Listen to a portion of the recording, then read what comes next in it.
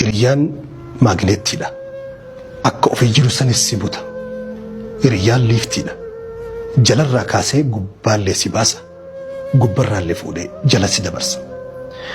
Sababa hiriyaa jallatee, hiriyaa dhama'ee, hiriyaa sarara keessaa baheef nama saffii salaataa masjida saffii duraatti argamu meeqatu bahee naayit kilabii saffii tokkoffaa dhaqe hisaaban qabu.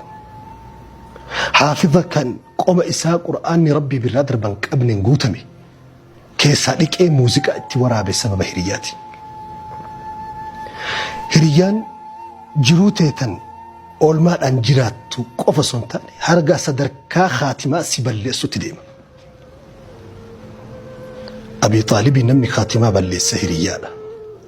Osoo sayyidni khalqii Nabi Muhammad sallallahu alaihi wasallam asiin ta'anii yaa am yaa abbaa kiyya jechuma tokko ka qiyaamaa itti ragaa si bahu naa jedhi osoo isaan jedhan أبي جهل بلا فأس أترغبوا عن ملة آبائك كرأبوتك يتيجي دبروا في دؤوفي وأندر إنجر نباسوا في جتين جرسي نبو محمد سين تكش أنجر أسين كيسا جنيت أصوب تامر كداكو هو على ملة عبد المطلب جدي روحين كيساباتي كفجر خاتمة أبي جر السبب هرية